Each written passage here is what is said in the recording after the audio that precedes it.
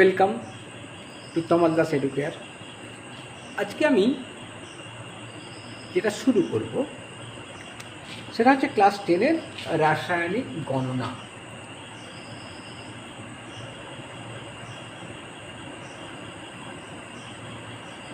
গণনা মানে হচ্ছে ক্যালকুলেশন। দ্য কেমিক্যাল ক্যালকুলেশন,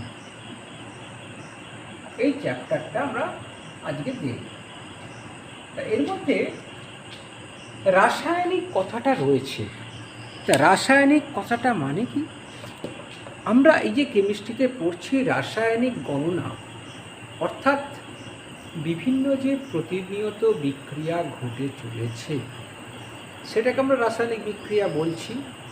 একটা পদার্থ আর একটা পদার্থে পরিণত হচ্ছে, কেমিক্যাল চেঞ্জ যেটা বলছি, রাসায়নিক পরিবর্তনের সাহায্যে। সেই রাসায়নিক পরিবর্তনের সাহায্যে যে মানে পদার্থগুলো উৎপন্ন হচ্ছে, যার থেকে হচ্ছে, সেই সম্বন্ধে আমরা কিছু গণনা শিখব।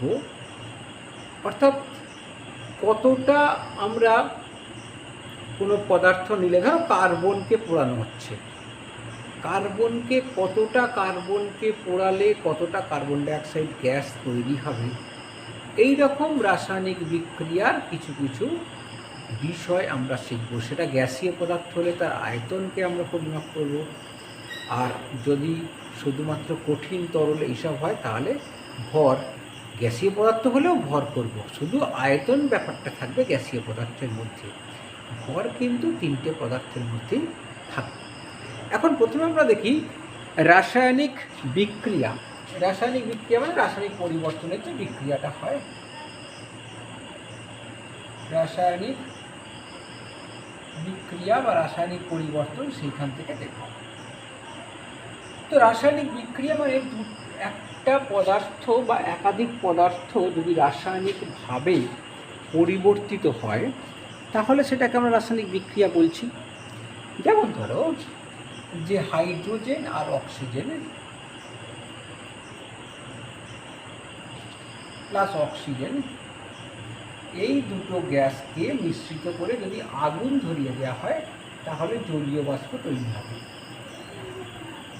এটা একটি রাসায়নিক বিক্রিয়া, কারণ এখানে হাইড্রোজেন অক্সিজেন কারোরই ধর্ম জলীয় বাষ্পের মধ্যে নেই। জলীয় বাষ্পটা একটা সম্পূর্ণ নতুন ধর্ম বিশিষ্ট পদার্থে পরিণত হয়েছে। তো এখন এই যে জিনিসটা, তাহলে এইখানে একটা রাসায়নিক বিক্রিয়া ঘটেছে, যারা বিক্রিয়া অংশগ্রহণ করেছে প্রথমে, যাদের থেকে বিক্রিয়াটা হয়েছে সেটাকে বলছি বিক্রিয়ক পদার্থ, যেটা বলছি রিঅ্যাক্ট্যান্টস, রিঅ্যাক্ট্যান্টস। আর একটা হচ্ছে বিক্রিয়াজাত পদার্থ, কিন্তু রিজাল্টেন্ট।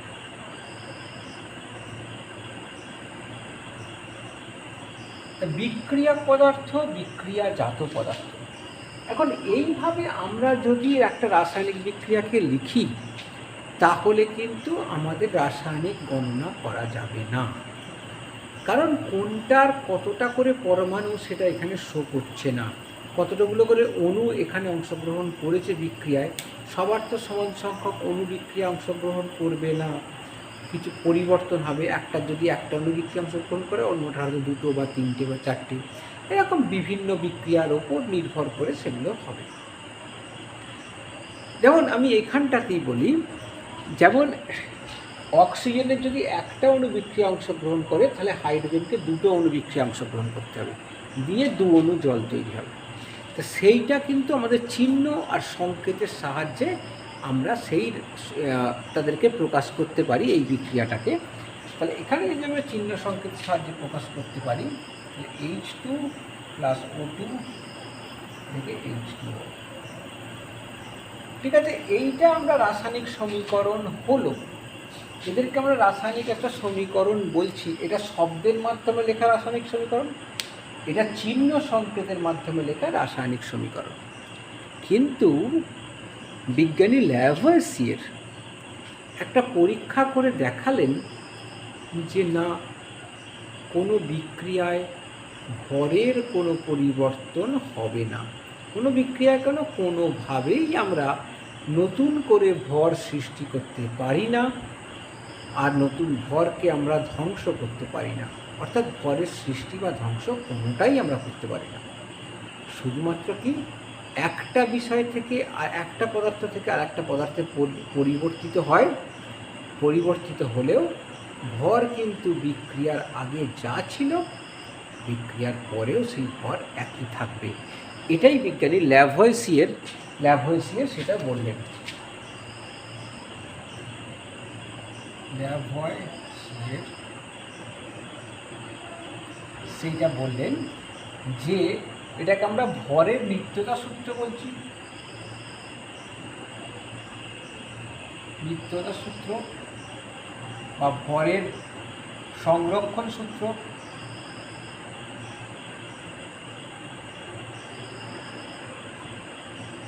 Conservation of law of conservation of mass, এগুলো নামে এদেরকে বলতে পারি। তিনি তার মানে আমাদের দেখতে হবে যে যেহেতু রাসায়নিক বিক্রিয়ার আগে এবং পরে ভরের পরিবর্তন হচ্ছে না, আমরা একটা মনে করতে পারি যে একটা তাহলে কয়লাকে পোড়ালে বা কাগজ পোড়ালে যে ছাইটা পড়ে থাকে সেটা তো কাগজের থেকে অনেক ভর কম, তাহলে তো ভরের পরিবর্তন হলো না। আমরা যেটা খালি চোখে দেখছি সেটাকে আরেকটু পরীক্ষামূলকভাবে যদি আমরা পরীক্ষাটা করি, বিক্রিয়াটা করি, তাহলে দেখা যাবে ভরের কোনো পরিবর্তন হচ্ছে না। কীভাবে করতে হবে না, একটা ধরো বড় পাত্রে কাগজটাকে নিয়ে আবদ্ধ করে দেবো আমরা, আবদ্ধ করে নিয়ে তার একটা ভর নেওয়া হলো। নেওয়ার পর তারপরে কাগজটা কোনোভাবে জ্বালিয়ে দেওয়া হলো। জ্বালিয়ে দিলে কাগজটার ভেতরে যতটা অক্সিজেন আছে সেই পাত্রের মধ্যে, সেই অক্সিজেন ব্যবহার করে জ্বলে নিঃশেষ হয়ে যাবে। কিছুটা ছাই তো হবেই, পুরো কাগজটা না পুড়তে পারলেও কিছুটা ছাই হবে। ছাই হওয়ার পর তারপরে তার আমরা আবার ভর নেব। ভরটা নিয়ে দেখা যাবে যে দুটো ভর সমান হচ্ছে, অর্থাৎ বিক্রিয়ার আগে কাগজটা জ্বালানোর আগে যা ভর ছিল, বিক্রিয়ার পরে অর্থাৎ কাগজটা পুড়ে যাওয়ার পরেও একই ভর থাকছে। তার মানে ভরের আমরা কোনো চেঞ্জ করতে পারিনি। বিজ্ঞানী ল্যাভয়েসিয়ের এই একটা পরীক্ষার মাধ্যমে এটাই প্রমাণ করে। এটা হচ্ছে law of conservation of masses. তো এখানে তার মানে আমাদের একটা রাসায়নিক বিক্রিয়া যখন চিহ্ন সংকেতের মাধ্যমে লিখছি, তখন কিন্তু আমাদের তখন দেখতে হবে যে দুদিকেই যেন সমান সংখ্যক পরমাণু, খেয়াল রাখবে যেন দুদিকে সমান সংখ্যক পরমাণু উপস্থিত থাকে।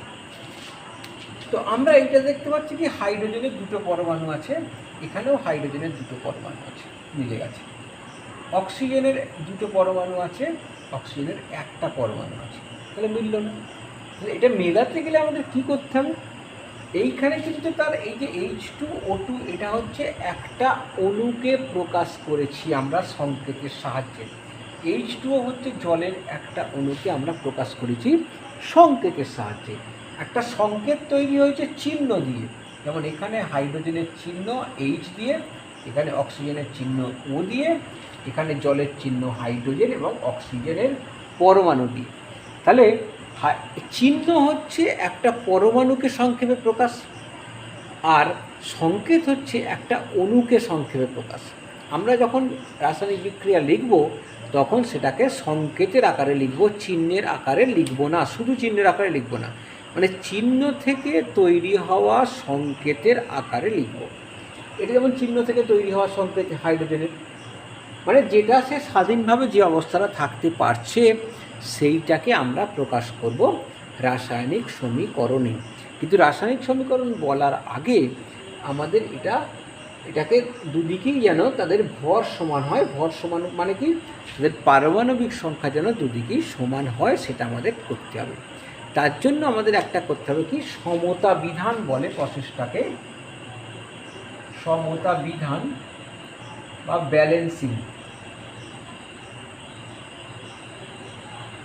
ব্যালেন্সিং বলে। সেইটা আমরা ট্রায়াল আর এরর মেথড, এই মেথডটাকে বলছে ভুল ও প্রচেষ্টার নীতি, trial and error, ERROR, error method, যেটা আমরা সাধারণভাবে করে থাকি সেটা ট্রায়াল অ্যান্ড এরর মেথড। সেটা একটা সংখ্যা চুজ করলাম, তাহলে কীভাবে করবো সেটাকে বলে নিই। সেটা হচ্ছে আমরা অণুর সংখ্যাগুলো চেঞ্জ করতে পারি। পরমাণুর সংখ্যা, অর্থাৎ একটা অণুতে যতগুলো পরমাণু আছে সেটা চেঞ্জ করতে পারবো না। আমরা অণু একাধিক নিতে পারি, সেটা ধরবো বিক্রিয়া অংশগ্রহণ করছে আমাদের ব্যালেন্স করার জন্য। সেক্ষেত্রে প্রথমেই যেটা আমাদের করতে হয়, যে ব্যালেন্স করতে হয় যেন দুদিকে পরমাণু সংখ্যা সমান হয়। সেটা করার জন্য আমরা এই যে অণু আছে তাদের সামনে আমরা সংখ্যা বসাতে পারি, এখানে বসাতে পারি বা এখানে বসাতে পারি বা এখানে বসাতে পারি প্রয়োজন মতো।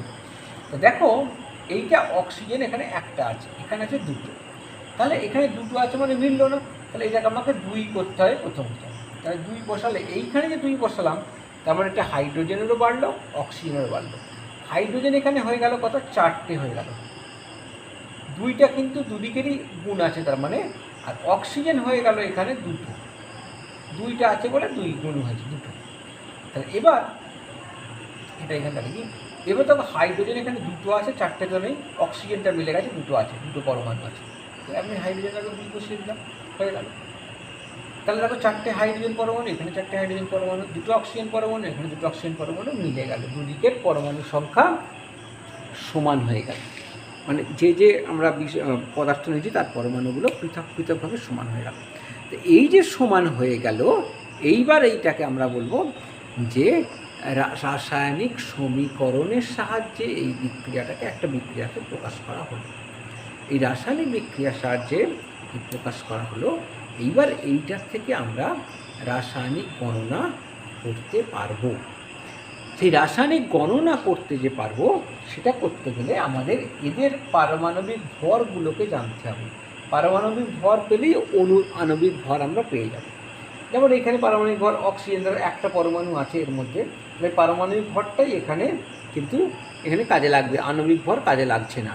সেই জন্যে ন্যূনতম যেটা জানলে আমাদের সমস্ত অণুর পরমাণু মানে আণবিক ভরকে আমরা পাই, সেইটা পারমাণবিক ভরকে আমরা এখানে করব। এখানে একটা কথা, এই যে ধরো এই যে রাসায়নিক বিক্রিয়াটা আমি লিখেছি, এরা বিভিন্ন ধরনের রাসায়নিক বিক্রিয়া হতে পারে। যে ম্যাগনেসিয়াম ফিতাকে আগুনে পোড়ানো হলো, দিয়ে ম্যাগনেসিয়াম অক্সিজেনের সঙ্গে বিক্রিয়া করে সাদা গুঁড়ো পদার্থ তৈরি করলো, যার নাম হচ্ছে ম্যাগনেসিয়াম অক্সাইড। সেই এই যে এটা দেখো অক্সিজেন 2টো হলো না, তাহলে এখানে আমি 2 বসাতে পারবো, এখানে 2 বসাতে, এইটা ব্যালেন্স হলো। এই যে দু অণু ম্যাগনেসিয়াম, 1 অণু অক্সিজেন দিয়ে 2 অণু ম্যাগনেসিয়াম অক্সাইড তৈরি করেছে, এই বিক্রিয়াটা সমতা বিধান করা বিক্রিয়া হলো। এখানে আমরা ওই তাদের পারমাণবিক ভরটা বের করে নিয়ে সেখান থেকে ক্যালকুলেশন করতে পারি। কিন্তু এখানে একটা জিনিস আমাদের মাথায় উঁকি দিচ্ছে, আমরা কেউ একটা সমীকরণ শিখে ফেলেছি, সেটা হচ্ছে E=mc²। তাহলে E=mc², এই সূত্র বিজ্ঞানী আইনস্টাইন আবিষ্কার করেছিলেন। আইনস্টাইন দ্বারা এটা তৈরি করা সমীকরণ E=mc², যেখানে E হচ্ছে শক্তি, m হচ্ছে পদার্থের ভর, c হচ্ছে c² দেওয়া আছে, তবে ওটা সিটা কি বলছি, সিটা হচ্ছে শূন্য মাধ্যমে আলোর বেগ, শূন্য মাধ্যমে আলোর বেগ। এইটা ফিক্স, শূন্য মাধ্যমে আলোর বেগ 3 × 10⁸ মিটার/সেকেন্ড। এটা হচ্ছে একটা ফিক্সড একটা রাশি। এবার এই ইকুয়েশনটা কোথায় কাজে লাগবে, যেখানে ভর শক্তিতে পরিণত হচ্ছে, ভর শক্তিতে পরিণত হচ্ছে বা শক্তি ভরে পরিণত হচ্ছে, সেই ক্ষেত্রে ইকুয়েশনটা লাগবে যে কতটা ভর কতটা শক্তিতে রূপান্তরিত হবে। ধরো সামান্য অতি সামান্য, এখানে পরমাণুর ভরগুলো অতি সামান্য হয়, সেই ক্ষুদ্রতি ক্ষুদ্র ভর যদি শক্তিতে রূপান্তরিত হয় তাহলে কতটা শক্তি উৎপন্ন হবে।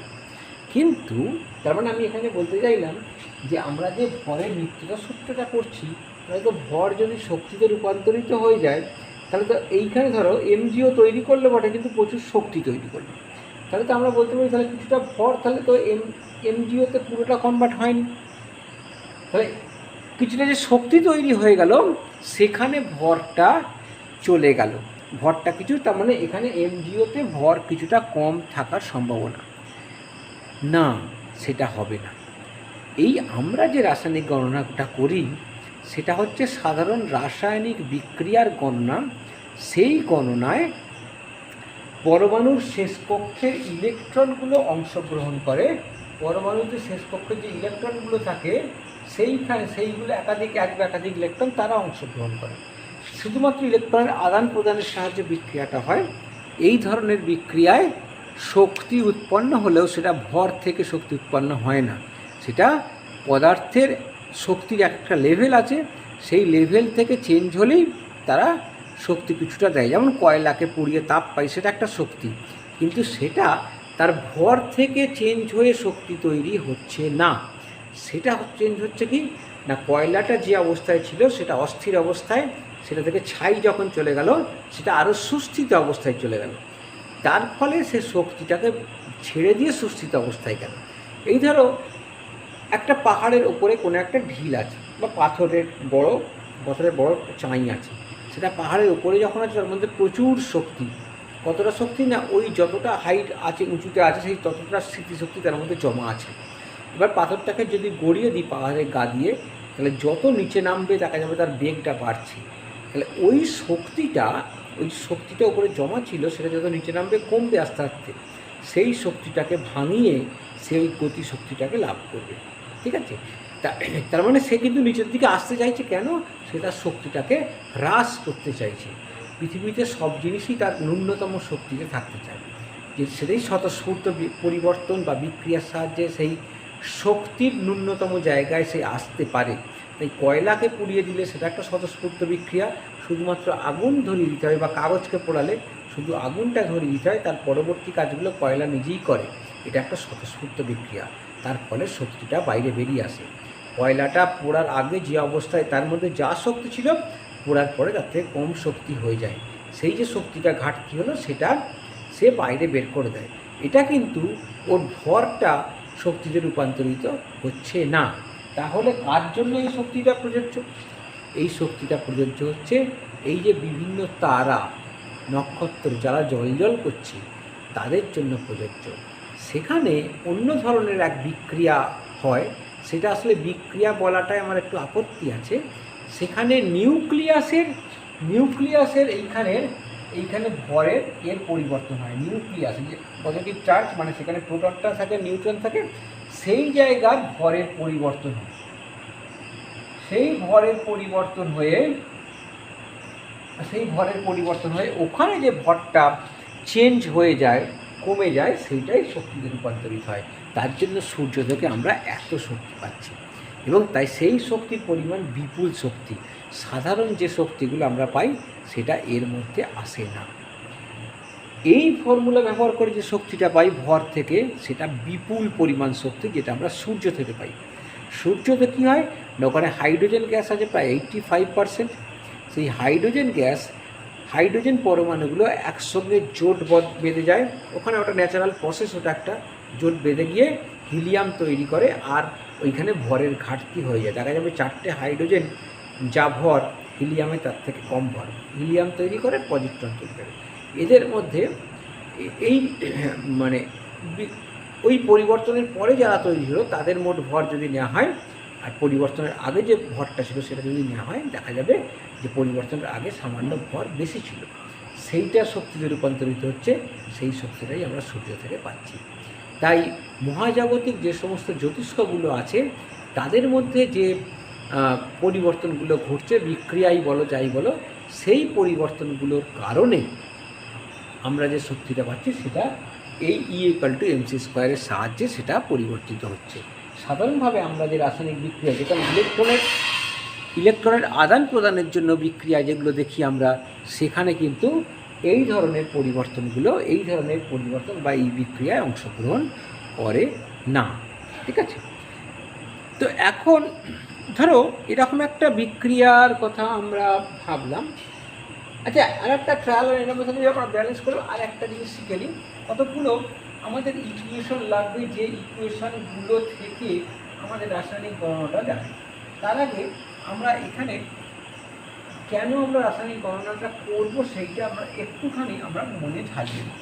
ধরো আমরা জেনেছি যে লঘু সালফিউরিক অ্যাসিডে যদি জিঙ্কের টুকরো ফেলে দেওয়া হয়, এটা ধরো একটা বিকারেতে লঘু সালফিউরিক অ্যাসিড দেওয়া হয়েছে, এটা H2SO4 লঘু H2SO4 দেওয়া হয়েছে। এখানে যদি আমরা জিঙ্কের কুঁচো, জিঙ্ক জেডেনের কুঁচি ফেলে দিই, এইখানে নিজে নিজে সব পড়ে রইল, দেখা যাবে কি এইখান দিয়ে বুদবুদ গ্যাস উঠছে। এতে এর ধারে ধারে বোঝা যাবে যে এই জিঙ্কের ধারে ধারে যে তোমার দেখবে বায়ুর বুদবুদ জমা হচ্ছে, সেই বায়ুর বুদবুদগুলো ওইখান দিয়ে বেরোচ্ছে, ওইখান দিয়ে ওপর থেকে উঠছে। এখানে আসলে হাইড্রোজেন গ্যাস তৈরি হচ্ছে, এখান থেকে হাইড্রোজেন গ্যাস তৈরি হচ্ছে। সেই হাইড্রোজেন গ্যাস যে তৈরি হলো সেইটা ওপর দিয়ে বাইরে বেরিয়ে গেল। এখন তোমাকে বলা হলো, আচ্ছা বলো তো দেখি কতটা হাইড্রোজেন গ্যাস তৈরি হলো। যদি আমি 10 গ্রাম জিঙ্ক নিই তাহলে কতটা হাইড্রোজেন গ্যাস তৈরি হবে বলতে পারবে? সেইটা বলার জন্যই হচ্ছে রাসায়নিক গণনা। আমরা রাসায়নিক পদার্থের দ্বারা তো বিভিন্ন জিনিস, কাঙ্ক্ষিত পদার্থ তৈরি করি, তাহলে কতটা কাঙ্ক্ষিত আমাদের পদার্থ আমাদের দরকার, অর্থাৎ কতটা পদার্থ আমরা তৈরি করব, সেইটা পরিমাণ তৈরি করার জন্যে তাহলে কতটা আমাকে বিক্রিয়ক পদার্থ নিতে হবে, তবে আমরা বিক্রিয়াজাত পদার্থ হিসেবে সেই পদার্থটা পাবো। সেইটা জানার জন্যই আমাদের রাসায়নিক গণনাটা জানা দরকার। ঠিক আছে? তো এইখানে যেমন যে বিক্রিয়াটা ঘটেছে, সেটা হচ্ছে Zn প্লাস H2SO4 লঘু সালফিউরিক অ্যাসিড, এটা হচ্ছে ZnSO4 প্লাস H2। এখানে ব্যালেন্স দেখো, H2 আছে, SO4 হয়ে গেল, জিঙ্ক করে ব্যালেন্স করার দরকার নেই। এবং কিছু কিছু রাসায়নিক সমীকরণ হয় যেখানে ব্যালেন্স করার দরকার পড়ে না, কিন্তু বেশিরভাগ ক্ষেত্রেই ব্যালেন্স করার দরকার পড়ে। তা আমরা দেখবো এখানে আজকে দেখে নেব প্রথম কথা যে কতগুলো রাসায়নিক বিক্রিয়াকে আমরা আগে জট ডাউন করবো, যেখান থেকে মাধ্যমিক পরীক্ষায় আসে আর কি রাসায়নিক গণনা সংক্রান্ত প্রশ্নাবলী। সেই কতগুলো আমরা রাসায়নিক বিক্রিয়াকে একটু শিখে নেব, তারপরে পারমাণবিক ভরগুলোকে একটুখানি ঝালিয়ে নেবো, পারমাণবিক ভরগুলো আলোচনা করবো। ঠিক আছে? রাসায়নিক বিক্রিয়ার কতকগুলো বিক্রিয়া যেগুলো থেকে আসে, 1 নম্বর হচ্ছে ধরো কার্বন প্লাস অক্সিজেন থেকে কার্বন ডাইঅক্সাইড, এগুলো অবশ্যই নোট ডাউন করবে তোমরা। 2H2 plus O2, 2H2O। কথায় বলতে গেলে একটা কথা বলে দিলাম যে তোমাকে আর একটা ট্রায়াল এর ভেতরে দেখাবো বলে, যে আয়রনকে, লোহিতত্ব আয়রন, যদি এরকম হয়, আয়রনকে যদি আমরা জলীয় বাষ্পের সঙ্গে বিক্রিয়া করি, লোহিতত্ব আয়রন, লোহিতত্ব মানে কি, লোহিত লাল হয়ে গেছে, গরম হয়ে লাল হয়ে গেছে, লোহিত তপ্ত, রেড হট, লোহিত তপ্ত Fe আয়রন, এইটা যদি স্টিমের সঙ্গে বিক্রিয়া করা হয় তাহলে দেখা যাবে কি হাইড্রোজেন গ্যাস তৈরি হয়েছে। সেখানে ফেরাস এটা বিক্রিয়াটা লিখি Fe plus H2O, Fe3O4 plus H2। এই বিক্রিয়াটাকে ব্যালেন্স করতে হবে। এই বিক্রিয়া কিন্তু ব্যালেন্স করা নেই, আমার ভিডিওটা চলছে কিনা আমার দেখে নিলাম, এই বিক্রিয়া কিন্তু ব্যালেন্স করা নেই, সেখানে কি এইটা করা আছে। আমি বলবো দেখো তোমাদের মনে হতে পারে Fe3 আছে, তাহলে এখানে 3 দিয়ে দিই, হাইড্রোজেন ওখানে আছে দুটো, তাহলে দুটো মিলে আছে। আমি বলবো ওই দিকে যাবে না, তোমরা ওটা করতে হয় পরে। আগে যে পরমাণুটা দুটো জায়গাতেই অণু মধ্যস্থ, অর্থাৎ অণুর মধ্যে আছে যে পরমাণুটা, সেইটাকে সমান করো। যেটা কোনো একদিকে একাকী আছে সেইটাকে শেষে সমান করবে। যেমন কাজের ক্ষেত্রে বলছি, এই যে Fe-টারও বাঁ দিকে একাকী আছে, এখানে অণুর মধ্যে আছে, এই Fe-টাকে করবো না। হাইড্রোজেনটা দেখো ডান দিকে একাকী আছে, এখানে অণুর মধ্যে আছে, তাই হাইড্রোজেনটাকেও প্রথমে করবো না, প্রথমে সমান করবো অক্সিজেনটাকে, এখানে অণুর মধ্যে আছে, এখানে অণুর মধ্যে আছে, অক্সিজেনটাকে প্রথমে আমরা ব্যালেন্স করবো। তাহলে এখানে 4টে লেগেছে অক্সিজেন, তাহলে এখানে নিলাম 4 দিলাম। ঠিক আছে? এবার ধরো হাইড্রোজেনটাকে আমরা সমান করে নিলাম আয়রনটাকে সমান। ঠিক আছে? এরকম করে ব্যালেন্স করবো। এই বিক্রিয়াটা আমাদের কাজে লাগবে। 3 নম্বর বিক্রিয়া। আচ্ছা, আরেকটু ওইটা পরে লিখছি, একটু সহজ সহজ বিক্রিয়াগুলো প্রথমে লিখে দিই। কার্বন প্লাস অক্সিজেন, এটা হলো তো জিঙ্ক প্লাস H2SO4, এটা পরীক্ষা পদ্ধতি হাইড্রোজেন গ্যাস তৈরি করার। ZnSO4 প্লাস H2, 4 নম্বর পটাশিয়াম ক্লোরেট KClO3, এর নাম কি বললাম? Potassium chlorate. পটাশিয়াম ক্লোরেটকে যদি উত্তপ্ত করা হয় তাহলে KCl উৎপন্ন হয় প্লাস O2 উৎপন্ন হয়। এখানে তাকে ব্যালেন্স করতে হবে, অক্সিজেন 3টে অক্সিজেন 2টো মিলছে না, তা ওই জায়গায় সমতা করে দিই। এখানে সিএলটা সেই অনুযায়ী করতে হতো, দুটো সমান আছে বলে করছি না। পটাশিয়ামটা যদি কোনো মধ্যস্থ তাহলে ওটা সমান আছে বলে করছি না, অক্সিজেনটা এখানে রয়েছে। এইটা অনেক ক্ষেত্রে একটা কাজে দেয়। যদি তোমরা এটাকে 2টাকে 3 করতে যাবে কী করে, যদি 3-এর 2 দিয়ে গুণ করো তাহলে হয়ে যেতে পারে, তাই তো? নিচে 2, এটা কেটে গেল, এই 2টা 3-এর 2 গুণিত 2 কেটে গেল, তাহলে 3 রইল, এদিকে 3 মিলে গেল। কিন্তু ভগ্নাংশ থাকবে না, 3-এর 2টা আমি এখানে বসাতে পারবো না, ভগ্নাংশ হবে না, কারণ অণুকে আমরা ভাঙতে পারি না, এভাবে ভেঙে হবে না। তাই এইবার সমান করার জন্য সবাইকে 2 দিয়ে গুণ করে দাও। এইটা 2 দিয়ে গুণ করলে, এটা 2 দিয়ে গুণ করলে, এটাকে যদি 2 দিয়ে গুণ করো, নিচে 2টা কেটে যাচ্ছে। এরকম করে যখন যে পদ্ধতি আসবে ব্যালেন্স তোমরা করতে পারো। তা এইটা হচ্ছে এইটার ব্যালেন্স, 2KClO3 প্লাস 2KCl, এই 2KClO3 থেকে 2KCl প্লাস 3O2। 5 নম্বর কার্বন ডাইঅক্সাইড তৈরি ক্যালসিয়াম কার্বনেট CaCO3, এটা বাংলা নাম একটা চুনা পাথর আছে, আর হচ্ছে রাসায়নিক নাম ক্যালসিয়াম কার্বনেট। এইটাকে যদি উত্তপ্ত করা হয়, উত্তপ্ত চিহ্ন এইরকম, উত্তপ্ত করা হলে এটা CaO প্লাস CO2 তৈরি হয়। এইটাকে বলে পোড়া চুন সাধারণভাবে। রাসায়নিক নাম ক্যালসিয়াম অক্সাইড আর কার্বন ডাইঅক্সাইড তৈরি হয়। এটা থেকে প্রায় অনেক মিথ্যা দেয়। 6 নম্বর যেটা করবো ওইটা করতে পারো, PFe plus 4H2O, Fe3O4 plus 4H2। 7 নম্বর, এরকম অনেকগুলো বিক্রিয়াকে করতে হবে, তোমাদের খেয়াল রাখতে হবে।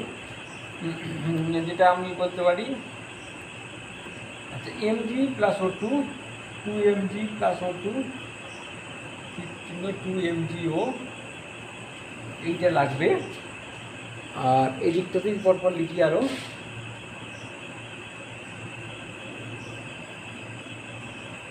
কার্বন ডাইঅক্সাইড তৈরির আর একটা বিক্রিয়া দেয়, CaCO3 plus HCl, CaCl2 plus CO2 plus H2O। এখানে ব্যালেন্স করা নেই, Cl2 আছে, H2 আছে, এখানে যদি 2 বসাই তাহলেই ব্যালেন্সটা হয়ে যায়। ক্যালসিয়াম মিলে গেল, সি একটা মিলে গেল, অক্সিজেন দেখো 3টে, এখানে অক্সিজেন 2টো আর একটা 3 মিলে গেছে। এই বিক্রিয়াটা লাগে, এটাও যেমন লাগে ওটাও লাগে। আচ্ছা, আর হচ্ছে তোমার FeS plus H2SO4, FeSO4 plus H2, এখানে ব্যালেন্স করতে হচ্ছে একটা এপি SO4 H2S, এখানে SO4 H2S মিলে গেল। 10 নম্বর SO2 প্লাস O2 থেকে SO3, এটা তাকে ব্যালেন্স করতে হবে। এখানে অক্সিজেন 3টে আছে, এখানে 2টো আছে, এখানে এটা আছে। তা আমি কথা বলি, এস তো মিলে গেছে, তাহলে মেলেনি, কোনটা মেলেনি? অক্সিজেনটা মেলেনি। এইগুলো থেকে তো অক্সিজেনগুলো দুদিকে যে জোড় সংখ্যক, তাহলে এটাকে আমি বিজোড় কখনোই করতে পারবো না। এখানে বিজোড় সংখ্যক, এই বিজোড়ের সঙ্গে মেলাতে গেলে আমাকে এইটাকে আগে জোড় করতে হয়, ন্যূনতম সংখ্যা 2 দিয়ে গুণ করে দাও, 3 দুগুণে 6টা হলো, তাহলে এটা এস, এইখানে যদি 2 বসিয়ে দাও হয়ে গেল, মিটে গেল। এটা আসতে পারে। আর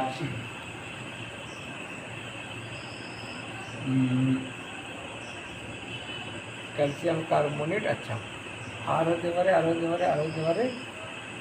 ও হ্যাঁ, অ্যামোনিয়াম ক্লোরাইড NH4Cl, এইটা প্লাস CaOH, পোড়াচুন বা CO দিতে পারে, CaOH +2 দিতে পারে, দুটো বিক্রিয়া লিখে দিচ্ছি, দিলে তৈরি করবে CaCl2 প্লাস অ্যামোনিয়া প্লাস জল, এটা অ্যামোনিয়া NH3, এখানে CaCl2, এখানে Cl2 লাগবে, তাহলে এখানে 2 বসাও, 2 বসালে এইটা আসবে, কটা হলো হাইড্রোজেন? 3 দুগুণে 6টা, 4 দুগুণে 8টা, 9টা 10টা, 3 দুগুণে 6টা, অক্সিজেন 2টো আছে, তার জন্য ব্যালেন্স করে দিলে এখানে 2 বসাবে, 10টা হয়ে যাবে, এটা অ্যামোনিয়া। এটা হতে পারে এখন 13, আচ্ছা 13 হতে পারে কি NH3 প্লাস HCl, এটা হচ্ছে NH4Cl হতে পারে এরকম। আর এই মোটামুটি রাসায়নিক বিক্রিয়ার উপর নির্ভর করে তোমাদের অঙ্ক আসবে। আমি এখন দেখে নিই আর কোনো বিক্রিয়া বাদ পড়লো কিনা। তোমার ধরো এটা অক্সিজেন তৈরি, হাইড্রোজেন তৈরি, কার্বন ডাইঅক্সাইড তৈরি, H2S তৈরি, এটা তৈরি,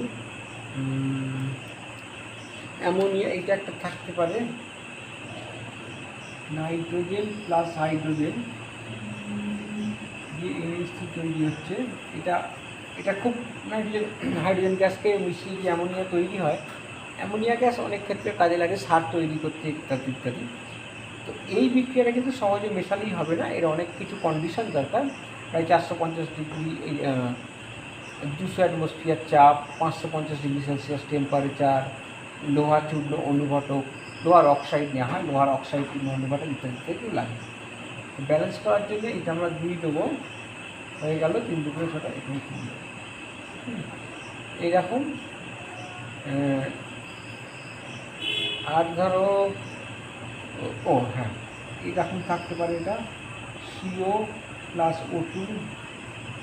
CO2 থাকতে পারে, এখানে ব্যালেন্সটা করতে হবে, অক্সিজেন 2টো অক্সিজেন মিলছে না, তার মানে তুমি কী করবে, এইটাকে ধরো যদি এটা 1টা 2টো 3টে হয়েছে, এটাকে যদি হাফ দিয়ে গুণ করে দাও তাহলে 1টা হয়ে যাবে, তাহলে 2টো হলো, হাফ দিয়ে গুণ মানে এটা 2, এটা 2।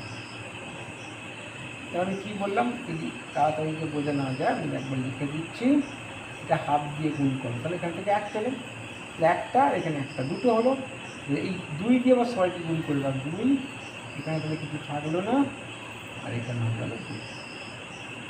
ঠিক আছে। আর কি হতে পারে, আর কোনো বিক্রিয়া? C+O2 সহজ সহজ সব বিক্রিয়াগুলো আছে। ঠিক আছে, এরকমই থাক, আর একটু ফাঁকা জায়গা রেখে দেবে তোমরা, খাতায় যেখানে নোট করছো, যদি পরবর্তীকালে আমি প্রবলেম করাতে গিয়ে আর যদি বিক্রিয়া পাই সেটাকে আমরা লিখে দেবো।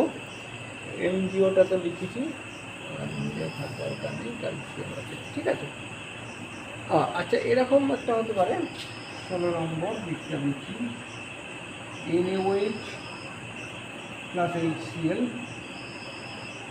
NaCl প্লাস H2O, এটা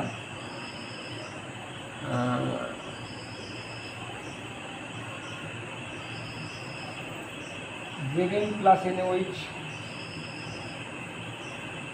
Na2ZnO2 প্লাস H2, এটা হচ্ছে কি জিঙ্ক আর সোডিয়াম হাইড্রোক্সাইড দিয়ে সোডিয়াম জিঙ্কেট প্লাস হাইড্রোজেন, এটাও থাকতে পারে। এরকম বিক্রিয়া তোমরা কিছু কিছু এগুলো খাতায় লিখে রাখো, লিখে কিছুটা ফাঁকাও দিয়ে রাখবে, পরবর্তীকালে আর যদি বিক্রিয়া পাই তোমাদের দিয়ে দেবো। এই বিক্রিয়াগুলোর সাহায্যে সাধারণত রাসায়নিক গণনাগুলো আসবে। এবার আমরা পারমাণবিক ভরগুলো একটুখানি যাচাই করে নিই, পারমাণবিক ভরগুলো একটু যাচাই করে নিই, মানে একটুখানি আমরা রিকল করি। পারমাণবিক ভর থেকে একটা আণবিক ভর বের করা হবে, সেই আণবিক ভর আমাদের রাসায়নিক গণনায় কাজে লাগবে।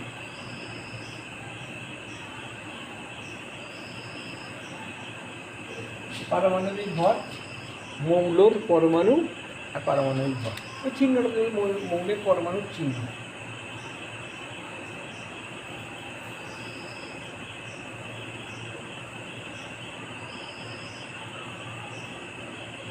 পারমাণবিক ভর,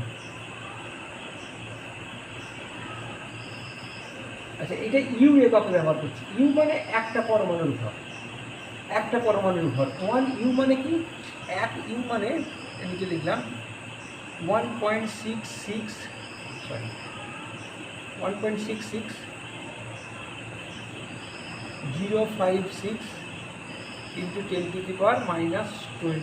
গ্রাম। এইটা হচ্ছে এক ইউ। এইখানে আমি যা লিখবো সেটা ইউ আকারে আসবে। যেমন যদি হাইড্রোজেন লিখি, হাইড্রোজেন এটা সঠিক হচ্ছে 1.008 1.008 ইউ, কিন্তু আমরা অতটা ফ্র্যাকশন ব্যবহার করি না, 1:2 ব্যবহার করি হাইড্রোজেনকে। ঠিক আছে? আচ্ছা, যেগুলো যেগুলো লাগবে সেগুলো করে ফেলি, বেশি আমরা করতে যাবো না। নাইট্রোজেন লাগবে, আর না পরপর যাই, হাইড্রোজেন, তারপরে বেরিয়াম, কার্বন লাগবে, কার্বন 12,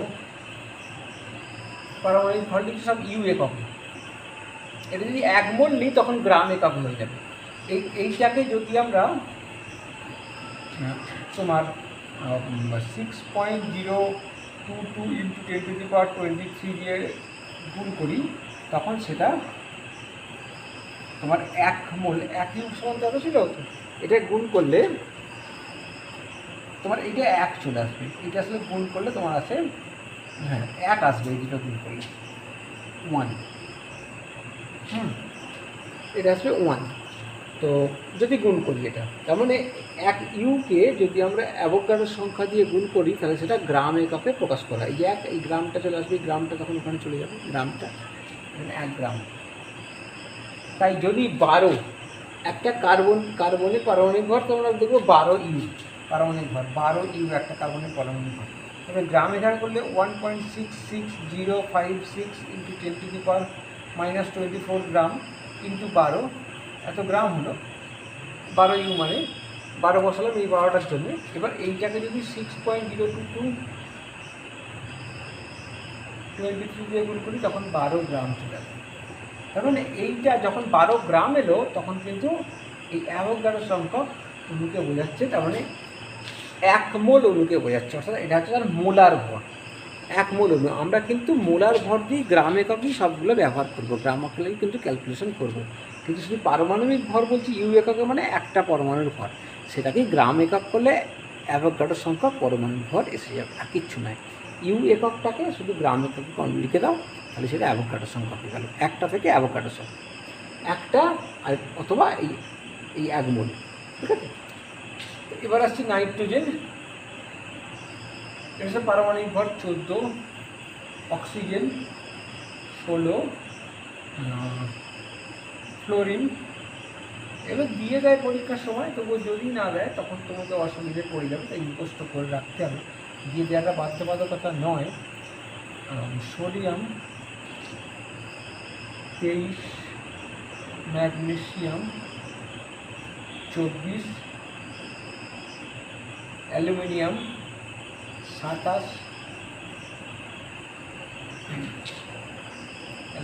27, তারপরে আমরা করবো কি সিলিকন দরকার নেই, ফসফরাসও দরকার নেই, হয়তো সালফার ধরে চলে এসে 32, ক্লোরিন চলে এসে 35.5। আচ্ছা, এবার ক্লোরিনের পর চলে যাই আমরা পটাশিয়ামে চলে যাই। পটাশিয়াম কে, পটাশিয়াম হচ্ছে 39, 39। আচ্ছা, তারপর হচ্ছে ক্যালসিয়াম 40, তারপরে পটাশিয়াম 39, ক্যালসিয়াম 40। আর দরকার নেই প্রায় কপারটা করতে পারো, কপারটা হচ্ছে 63.5, জিঙ্ক 65.5, ইত্যাদি ইত্যাদি। আর বেশি কিছু মনে রাখতে হয় না, এদিকে মোটামুটি চলে যায়। সিলভার দরকার লাগে না, তো পরবর্তীকালে যারা রাখতে চাও 108 এটা। আর আর আর আর আর আর আয়রন, ইয়েস আয়রনটা লাগতে পারে। আয়রন হচ্ছে Fe56, আয়রন 56, Fe হচ্ছে 56, এটা লাগতে পারে। ঠিক আছে, এইগুলোকে যদি তোমরা মুখস্থ করে ফেলো তাহলে এখান থেকে আমরা একটা আণবিক ভর বের করতে পারবো। তো তাহলে সাপোজ H2SO4 এর আণবিক ভর বের করছি, H2SO4 এখানটা কী করে করতে হয়, এখানে কিন্তু পরপর আছে মানে আমরা গুণ ভাববো না, এখানে দুটো আছে হাইড্রোজেন, তার মানে দুটো হাইড্রোজেন, এটা আমরা কথা বুঝতে পারি, প্লাস একটা সালফার প্লাস 4টে অক্সিজেন, এটা আমরা মনে মনে ভেবে নেব, আর খাতায় রাখে তোমরা করতেই পারো। এই যে মধ্যিখানে প্লাস মানে কি, দুটো ভিন্ন পরমাণুর মধ্যিখানে প্লাস বসবে। আচ্ছা, এবার হচ্ছে কি হাইড্রোজেন 1 প্লাস 1 গুণিত সালফার 32 প্লাস 4 গুণিত 16, তাহলে পেলাম 2 প্লাস 32 প্লাস 4 = 64, সেখান থেকে পেলাম 4 2 6 6 7 8 6 3 9 98। এইখানে আমরা হচ্ছে যদি একটি H2SO4 এর ভর, একটি H2SO4 অণুর ভর সমান 98 ইউ, আর 1 মোল বা H2SO4 এর মোলার ভর, H2SO4 এর মোলার ভর এখানে কিন্তু 98 গ্রাম লিখতে হবে। ঠিক আছে, আমরা যখন ক্যালকুলেশন করবো তখন 98 গ্রাম, এইটাই কত গ্রামে কতই সেগুলো করবো, এটা একটা গেল। এছাড়া ধরো আর একটা আমি যদি দিই ক্যালসিয়াম কার্বনেট, আচ্ছা না যেটা দেবো যেটা ব্র্যাকেটের মধ্যে আছে ক্যালসিয়াম হাইড্রক্সাইড CaOH²। আচ্ছা, একটা রাসায়নিক বিক্রিয়া মনে হচ্ছে দেওয়া হলো না, সেটা হচ্ছে এইটা রাসায়নিক বিক্রিয়া লিখে দেবে CaO প্লাস H2O CaOH², এটা থাকতে পারে। এটা পড়াশুনে জল দিলে পলিচুন, এটাকে পলিচুন বলে। পলিচুনের মধ্যে যদি অতিরিক্ত পরিমাণে কার্বন ডাইঅক্সাইড পাঠাই, আচ্ছা এটার সঙ্গে কার্বন ডাইঅক্সাইড পাঠালে ক্যালসিয়াম কার্বনেটের অদক্ষেপ করবে CaCO3 প্লাস H2O, দেখো ব্যালেন্সটা হয়ে গেল, ক্যালসিয়াম ক্যালসিয়াম, হাইড্রোজেন দুটো, হাইড্রোজেন দুটো, অক্সিজেন দুটো, দুটো 4টে, অক্সিজেন 3টে, 4টে, কার্বন একটা, কার্বন একটা হলো। এবার এইখানে যদি অতিরিক্ত কার্বন ডাইঅক্সাইড পাঠাই, এর মধ্যে প্লাস CO2 আরও কার্বন ডাইঅক্সাইড পাঠালে তখন সেটা ক্যালসিয়াম হাইড্রোজেন কার্বনেট হবে, calcium hydrogen carbonate, valency 1 hydrogen carbon valency 1 calcium 2, এইটা হচ্ছে এই ক্যালসিয়াম হাইড্রোজেন, এটা হয়ে গেল মানে এইটা কিন্তু অদক্ষেপ করেছিল, ক্যালসিয়াম কার্বনেট ঘোলা হয়ে গেছিল, এই ঘোলা জলে আরও কার্বন ডাইঅক্সাইড পাঠালে কিন্তু এটা তখন স্বচ্ছ হয়ে যাবে, এইটা তৈরি হয় বলে। এইটা মানে এই রাসায়নিক 3টে বিক্রিয়া ওখানে তোমরা লিখে নেবে দরকার লাগে। আচ্ছা, আমরা এখন এইটার আণবিক ভর বের করবো, calcium hydrogen carbonate. Calcium hydrogen carbonate এইটা আণবিক ভর লিখতে হবে, তাহলে একটা ক্যালসিয়াম আছে 1 ইন্টু ক্যালসিয়াম প্লাস, এবার দেখো এই যে 2টা আছে পুরো ব্র্যাকেটের মধ্যে, তাহলে 2টা আমরা 2 দিয়ে ফার্স্ট ব্র্যাকেট দিতে পারি, কি হাইড্রোজেন আছে একটা, হাইড্রোজেন 1 গুণিত H প্লাস 1 গুণিত C প্লাস 3 গুণিত O হয়ে গেল। এটা হলো ক্যালসিয়াম, একটা ক্যালসিয়াম মানে 1 গুণিত 20 প্লাস 2 গুণিত 1 into 1, হাইড্রোজেনটা 1 plus 1 into 12 plus 3 into 16, এটা 20 প্লাস 2 ইন্টু এত 3 ছিল 48, 48 60, এটাকে 61 61, 20 প্লাস 122 144। আর ক্যালসিয়াম কার্বনেটটা সবথেকে ভালো, ক্যালসিয়াম কার্বনেট হচ্ছে 100, ক্যালসিয়াম কার্বনেট 47। ও যদি আমি একটু ভুল করে ফেলছি, ক্যালসিয়ামের 40 20 হচ্ছে তার পারমাণবিক সংখ্যা, সরি ওটা একদম ভুল হয়ে গেল।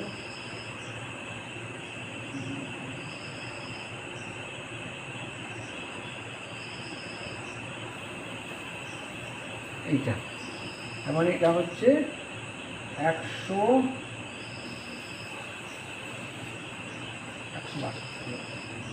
162। যদি কপার সালফেট, আমি তো এর জন্য বলছি কপার সালফেট আমাদের পড়বে না হয়তো, কিন্তু কপার কিছু কিছু এর মানে জল থাকে, যাকে কেরাস জল বলে, এই জলটাও কিন্তু ধরতে হয়। যদি শোধক বলে, শোধক কপার সালফেটের পারমাণবিক ভর যদি আণবিক ভর যদি নির্ণয় করতে পারে, শোধক কপার সালফেট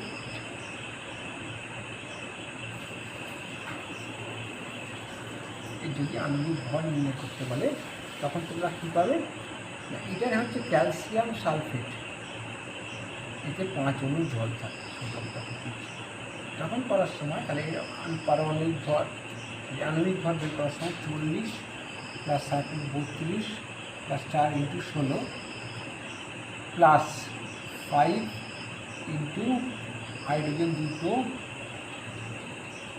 + অক্সিজেন সমান 40 + 32 72 করে দিয়ে পরে 464 + 5 × 16 দিয়ে 18, 5 × 90, এটা হচ্ছে তার আণবিক ভর। 4 আর 2 6, 9 × 15, 15 × 22, 26 হলো তার আণবিক ভর। এই আণবিক ভরগুলো ক্যালকুলেশন করে তোমাদের বের করে নিতে হবে একটা রাসায়নিক বিক্রিয়ায়। সেটা আমি পরের ভিডিওতে শেখাবো যে একটা রাসায়নিক বিক্রিয়া কীভাবে করবে, এবার কী ধরনের প্রবলেমটা থাকে পরীক্ষায়, সেই প্রবলেম অনুযায়ী আমরা রাসায়নিক বিক্রিয়াটা শেপ দেবো। শেপ দিয়ে সবার আণবিক ভর বের করার দরকার নেই, যেগুলো যেগুলো দরকার তাদের আমি আণবিক ভর বের করে তাদের ক্যালকুলেশন করব। ঠিক আছে, তাহলে আজকের ভিডিও আমার এই পর্যন্তই। তোমরা ভালো থাকবে, সকলে পড়াশোনা করবে, নোট করবে। Good bye.